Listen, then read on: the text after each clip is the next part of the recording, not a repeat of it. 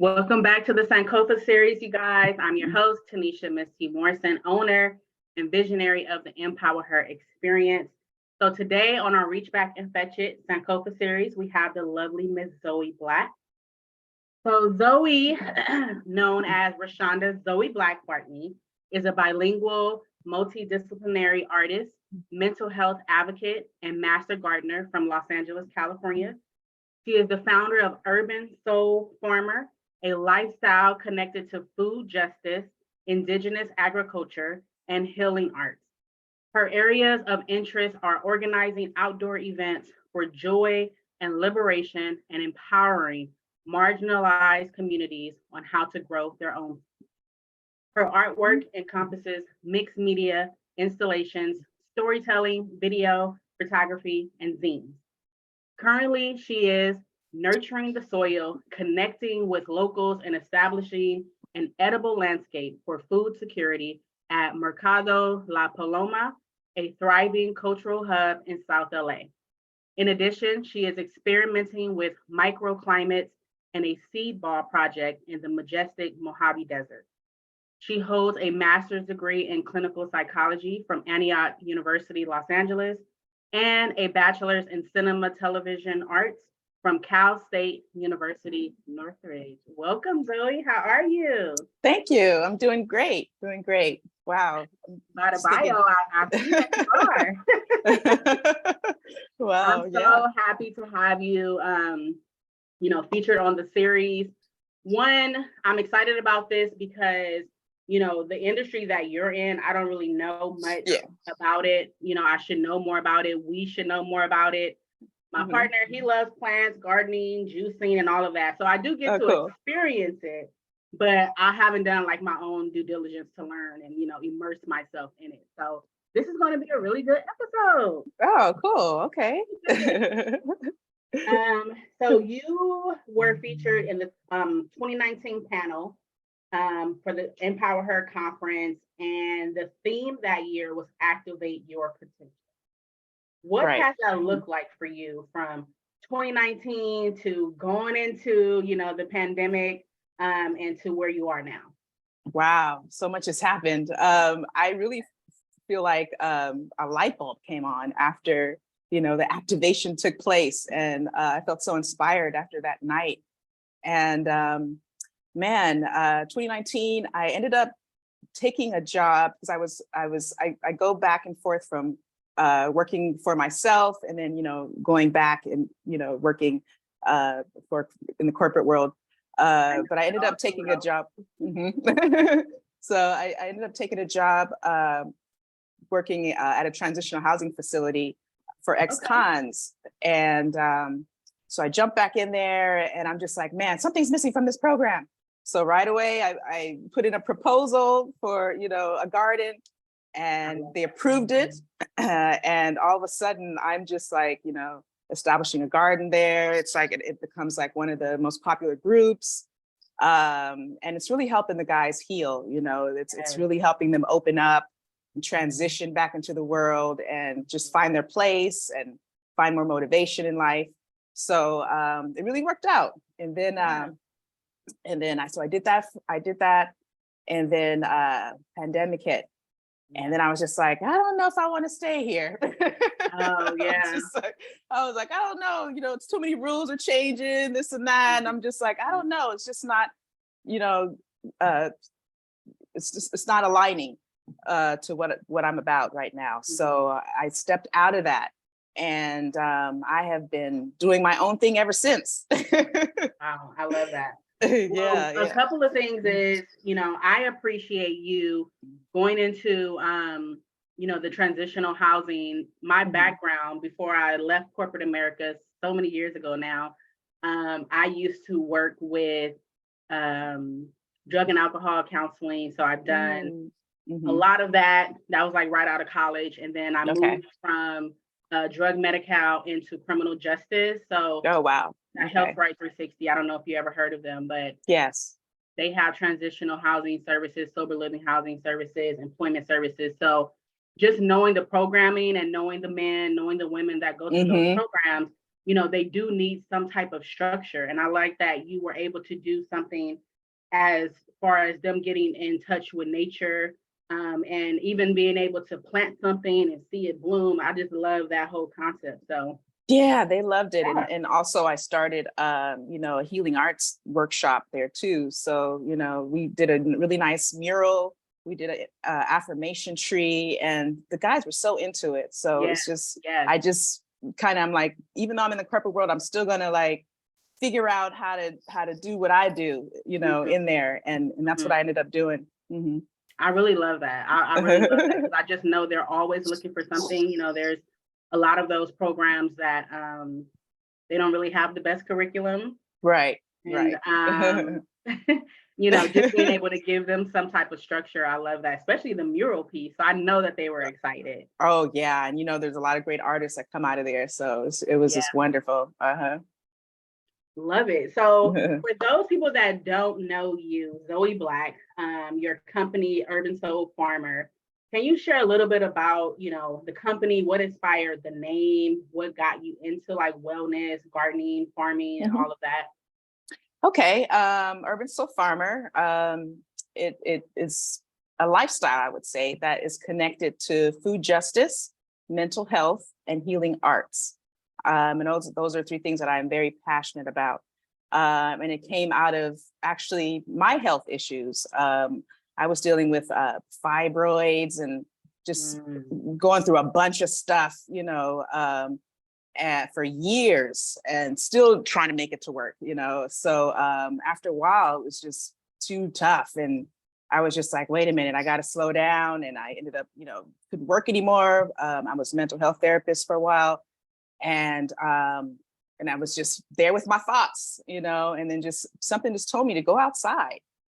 And that's what I did. I was living in Burbank at the time, and I decided to just go outside and just sit in the sun. And all of a sudden, I just really started paying attention more to the birds and the bees and the flowers all around me, and just feeling just thankful to be alive. Because I'd been through so much trauma. So that kind of had me thinking, how can I share this with others?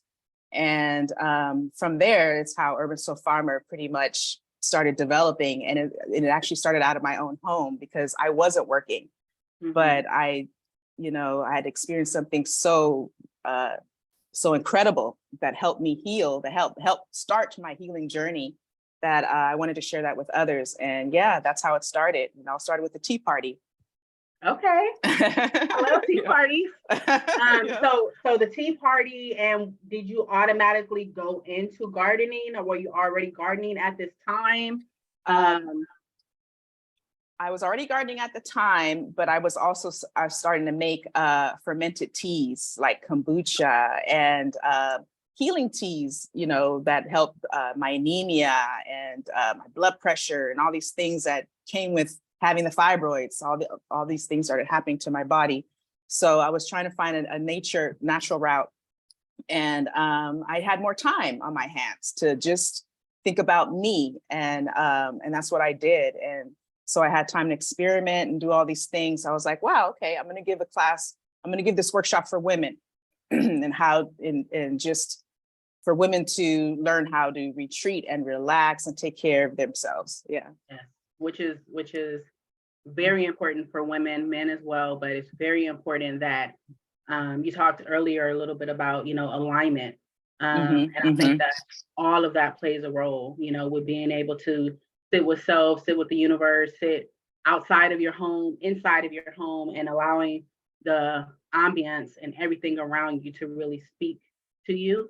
I love that. So with the tea parties, now you're doing tea parties, you're doing workshops, and I noticed that you do Urban Soul Farmer wellness and self-sufficiency workshops. So it sounds like you kind of still been on that journey from the beginning, and putting it into the universe and inviting those women out. So can you tell us a little bit about those current workshops? Like, who's the ideal participant? What do they learn? What do they take away? The ideal participant, it's all ages, because I work with schools. So sometimes I work with magnet schools and they have me teach something for their science program. I work with Regional Center, which is for disabled adults. Sometimes I still work in mental health for like day programs. But mostly right now, I've been working on bigger community projects, which is like my project at Mercado La Paloma. And that is more of for community engagement. And so I put in a garden there and just encourage people. And so they can ask me questions and I can teach them. And, so I'm really trying to get that going for food security. And, it's in the middle of South LA, right by USC.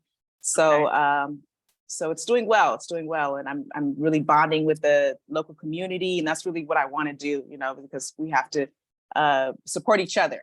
So, yes, definitely. Support and respect each other. So, So the local community around the USC area, how do people sign up for the workshops? Are they on a certain, schedule? Are they randomly?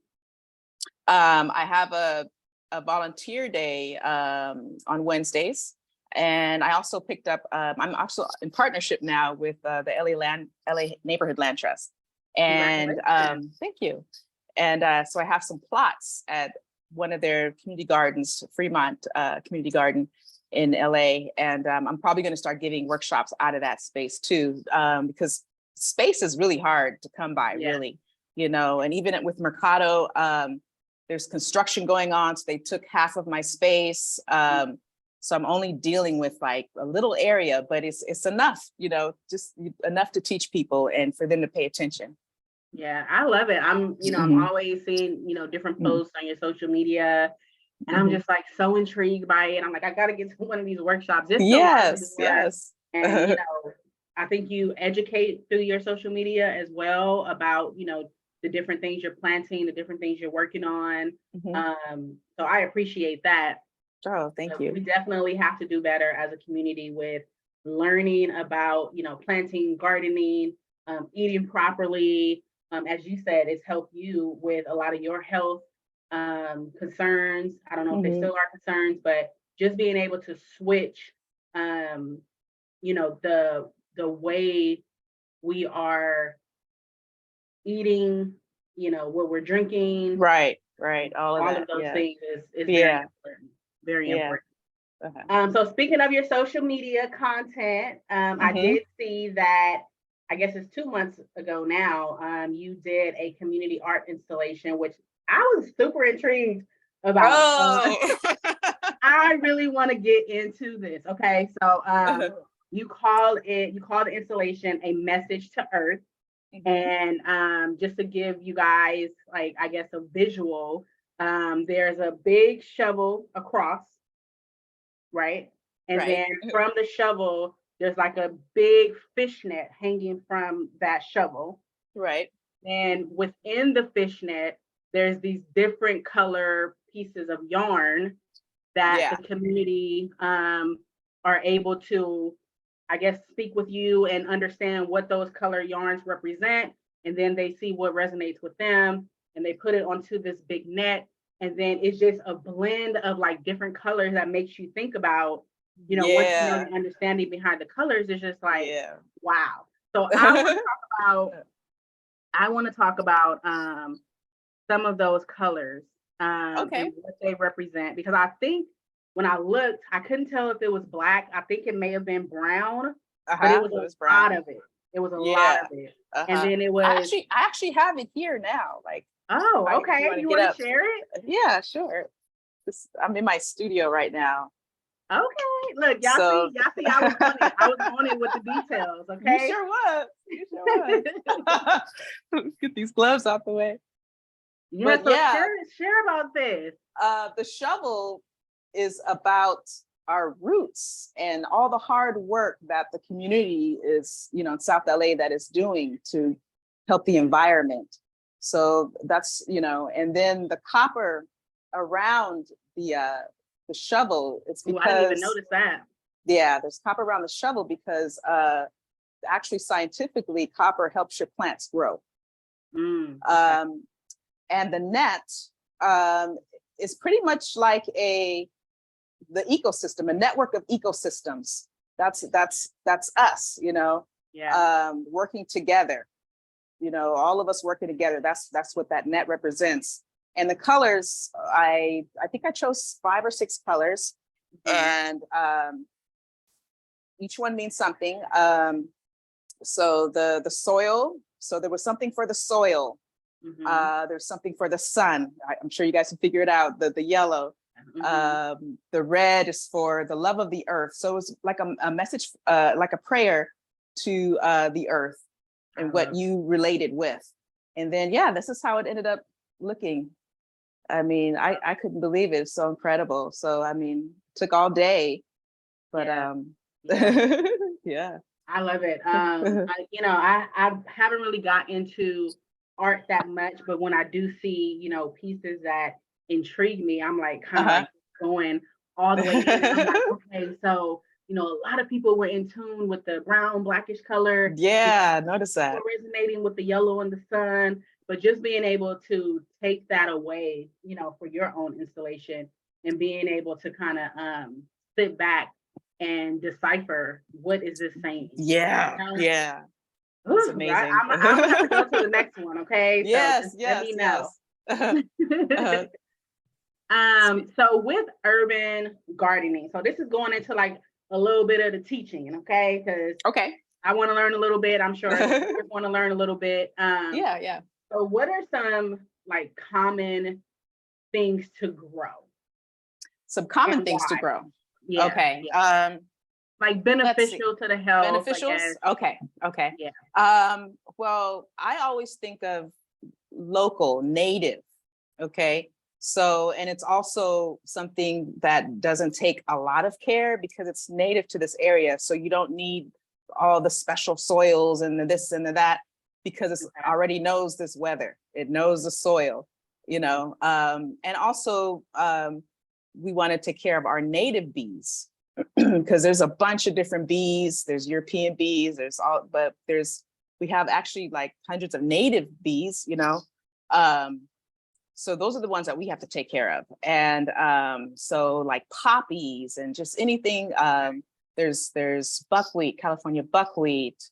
There's a milkweed that you can plant. So just looking for things that are, California native are great plants. If you're into cooking, of course, herbs are great. Rosemary is easy to take care of. What else? Chives, stuff like that. And you can regrow chives. Those are the things that I'm familiar with.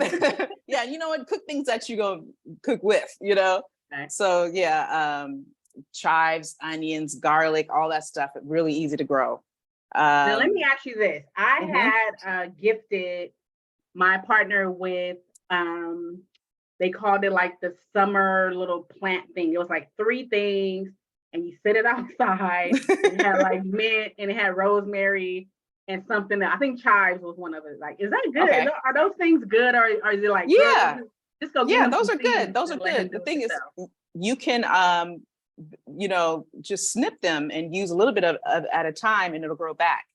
So as long as you don't take it from the root, just snip it at the top, and and just use it and cook with it like that, and then it'll continue to grow. And that's something you can like do in the house. A couple months too late because we didn't throw it away. But this time when they come out, I'm gonna get them another one. I'm saying, Zoe said, snip it and let it keep growing. Yep. But so houseplants are good to start with, and you can do herbs in the kitchen window. You can do flowers in the kitchen window, on the patio. So there's a lot of options if you don't have a lot of space. A lot of times people, talk about space. And I'm just looking at just the ambience that you have around you. I see the plants. I see some plants in the window, and then there's some garden behind you. Like it's just oh my god, got a lot going on here. No, it's beautiful though. So you talked a little bit about people that are just getting started, not having to worry about like soil and stuff like that. Is there if you're using native, however, that we do, like in South LA, there is a soil contamination. Okay. And, I'm part of a collective called Prospering Backyards. And we're partnered with the Natural History Museum. And, I'm out there with scientists. We're out there in backyards and we're doing soil testing. And we are also experimenting with zeolites, which extract the lead out of the soil. So we're experimenting with that in neighborhoods that have high lead content in their soil. Mm. And around that, of course, there's education in the form of art. And that's where I'm in there, and a couple of other people. We call them community scientists. So I'm like a community scientist, and we're out there, making sure folks get that information, get the resources, they know not to use their soil, and then how to create their own. Okay. Yeah. Mm-hmm. Okay. Listen, y'all hear this, okay? She is at Mercado La Paloma, right? Right. South LA. Mm-hmm. So y'all gotta go ahead and follow her. Number one, Yeah. I'm gonna make sure you have all her handles and everything like that when this episode goes live. But make sure you follow her, because it's just very informative. I'm telling you, I go on her page and I'm just like, what? What is this? Well, I just want to know more about it. Mm-hmm. You had a post on your Instagram. I think it was seed bombs. Oh, seed balls. Mm-hmm. Mm-hmm. Seed ball, is it balls? Well, I mean, you could say seed bombs. I just Okay. I think it's less violent if you say seed balls. Okay. I like that. Okay, so tell me a little bit about that. Oh, okay. Well, seed balls. Well, what I didn't tell you is when I quit that job in 2020, okay, I ended up downsizing my entire life. So I got rid of my apartment in Burbank. I rented a room. I stayed in Altadena for a year, and I was like, I'm going to save money.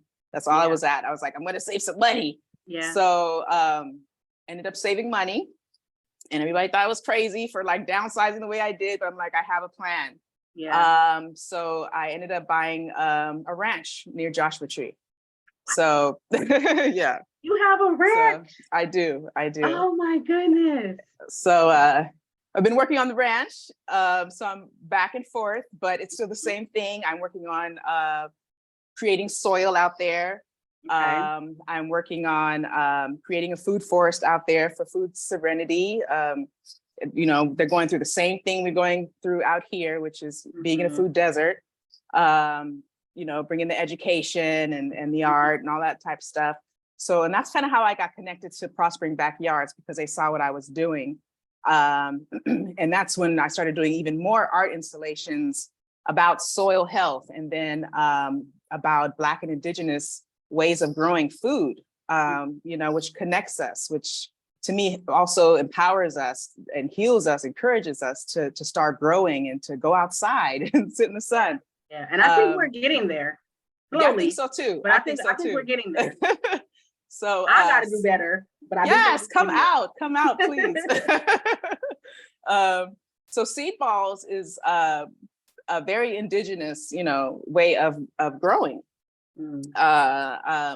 So it's a no-till way of growing. So basically, you take clay, you take soil, you take seeds, and you just put them in a ball. You let it harden. And you can throw them all over your property. You can be intentional where you place them. And on their own time, whenever it rains, they'll sprout. Okay, that's really cool. So that's how that works. And it's great for the desert, the Middle East. So I'm taking a lot of my research from Africa,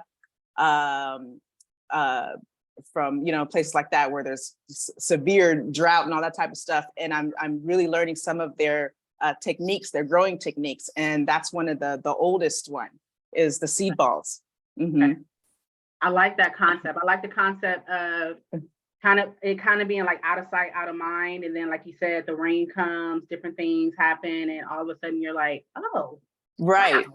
Right. I like that. Yeah. So they've been knowing that. Yeah.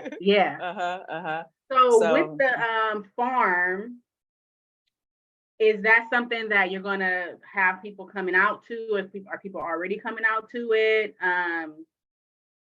I'm trying to get more people out there. I did have another thing happened. Okay.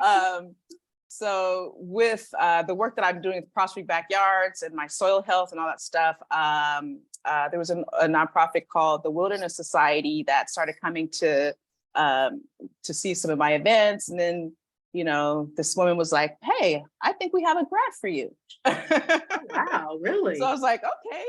So, I never had a grant before, never used one, I've never written a grant, any of that stuff before. So I was just very new to the whole process and everything. But so yeah, that came through. And that's how I've been able to work on the Black and Green Microfest. It's about gathering people together, celebrating what they do in the community, connecting people with resources and education, all those things, because, Black and brown people are doing the work out here. Yeah. And I want people to see that. But then also they have a branch where my ranch is. So they're going to help me put together a community garden out there where we can learn more about indigenous ways of growing, especially, for the desert and all that type of stuff. And they work on land laws and stuff like that. So, and food sovereignty. So it's just, it just aligned, that's all I can say. I can't wait. Look, I don't think I ever would have said like, oh, maybe a day date to, the farm, but this may be a thing for me. Okay. This might give me a lot of points, actually. Yes. I got a cabin up. I finally got a cabin up, and, I'm going to do a outdoor shower probably next week, because it's going to be sunny out there. Of course, it's going to be hot out there, but yeah, I've planted a couple of trees, so, and they're trying to, the Wilderness Society is helping me navigate through some of the permits and all that type of stuff, because, I'm still new to all those things. Yeah. But the first 2 years, I really didn't do much. I just observed my land and just to see what it does, and just to see who's there and my neighbors and the birds and the bees and the seasons, how they changed and how the water ran through my property, so it was more about observation and a meditation for me. And ever since then, I'm there every 2 weeks, and it's completely out of the city. It's so quiet, and I just get to sit with myself. Yeah. Mm-hmm. I love that. I love that. Yeah. I love a couple of things that you've said, with being aligned or out of alignment, observation, meditation. I think those are, 3 things that we need to make sure we're having as a part of our life. Are we aligned, or is this out of alignment with, what I see as my journey, Indeed.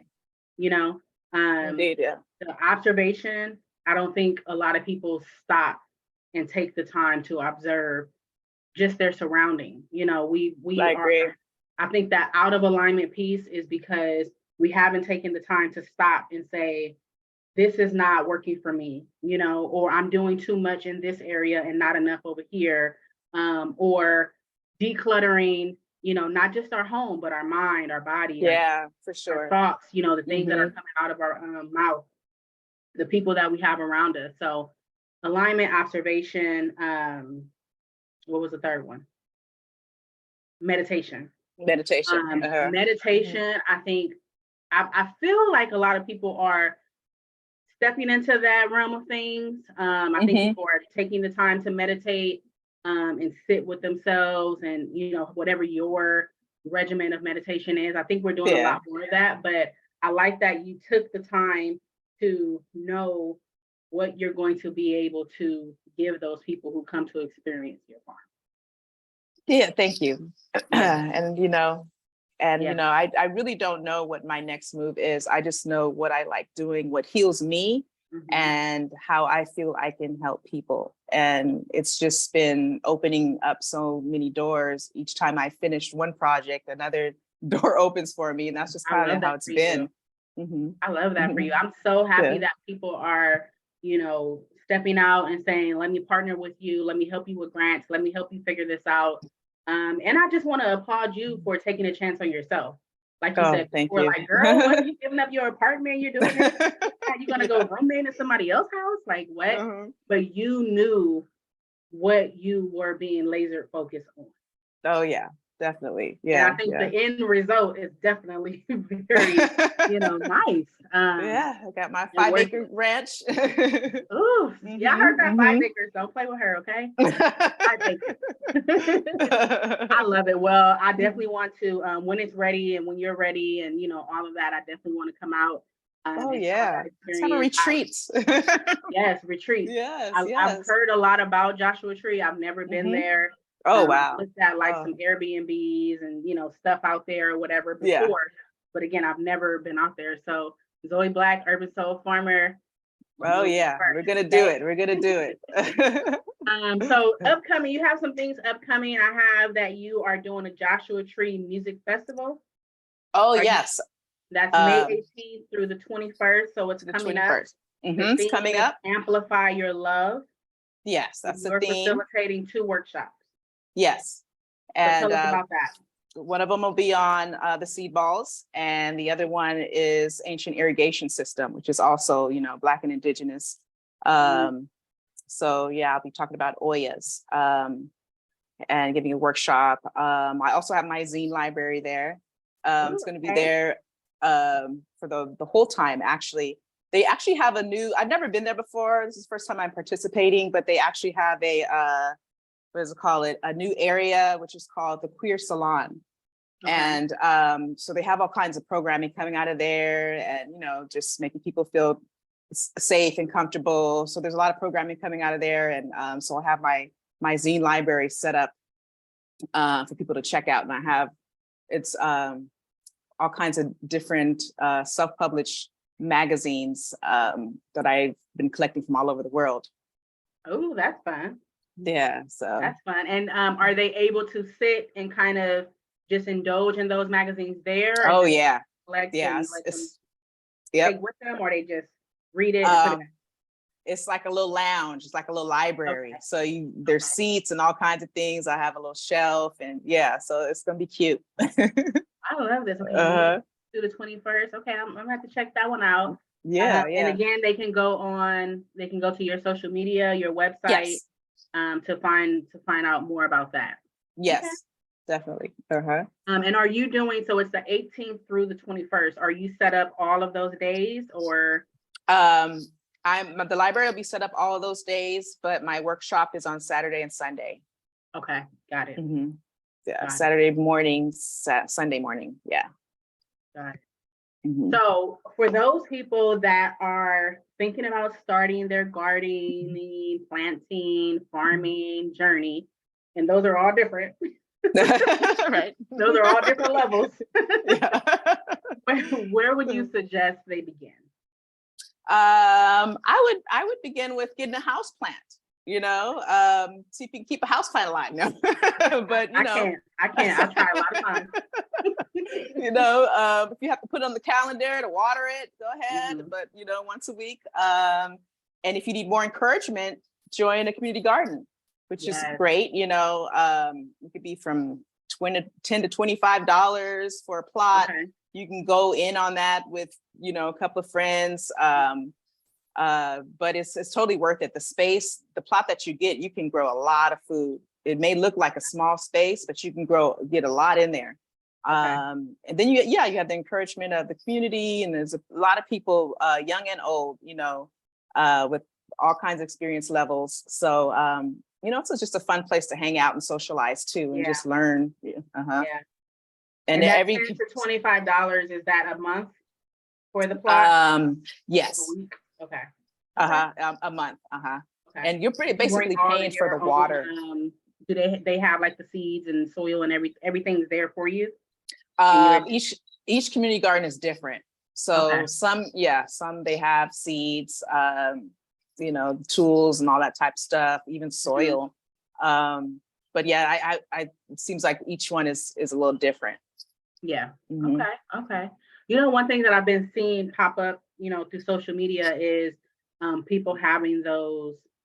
It's kind of like a shelving system, and you put the plants or, vegetables or what have you, kind of insert them into the shell. Have you been Oh, seeing that? yeah, vertical growing. Okay, vertical growing. Okay. Yeah, Okay. yeah. So that's good for like space too, if you don't have a lot of space. Mhm. I'm actually going to try to do something like that with a rooftop in the desert. I'm going to do like a Nice. living rooftop. Okay. So yeah, like that's a thing. Yeah, yeah. Okay, I'm loving it. So what do you want to leave with the listeners? What do you want to leave with them? Um, what I want to leave with the listeners. Oh, my earring fell out. I know some keep hearing, girl. I would say it's okay to be misunderstood. As long as you know what you're doing or trying to do, even though it may not be very specific, or you may not know that your A plus B is going to equal C, for sure. But as long as you know your direction and what you're trying to do, it's okay to be misunderstood. Yeah. And I think like it just takes off even more stress and pressure if you don't even worry about that. Yeah. Don't allow the ways of the world or the expectations of others, influence the direction that you want to go, and that the journey and the endpoint that you're trying to get to. Yeah, you don't have to explain to everything. You don't have to explain everything to everyone, and you sometimes you may not even know yourself, Yeah. But yeah. I love that. So listen, you guys, it's okay to be misunderstood. I'm gonna channel my high school days of listening to Pink. There you go. But yes, just know what you're set out to do. And even if people don't understand what that is, what that looks like, why you're doing things, they'll see later. Yeah. They'll see later. And be okay with that. Be okay with that. They'll be okay with that. I Yeah. love the journey that you've been on, Zoe. It's been some years, but it sounds like it's been some good years, even with the sacrifices that you've made for yourself. You have shown up for yourself and for your aspirations. And I think that you've done a very good job. Thank you so much. And you're helping the world. You're helping the community. So doing what I can.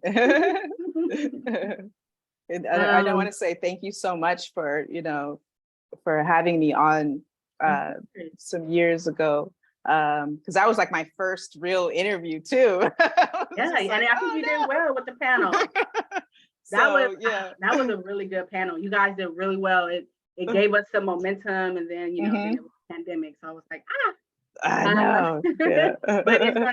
I'm Empower Her. The conference and gala is definitely coming back.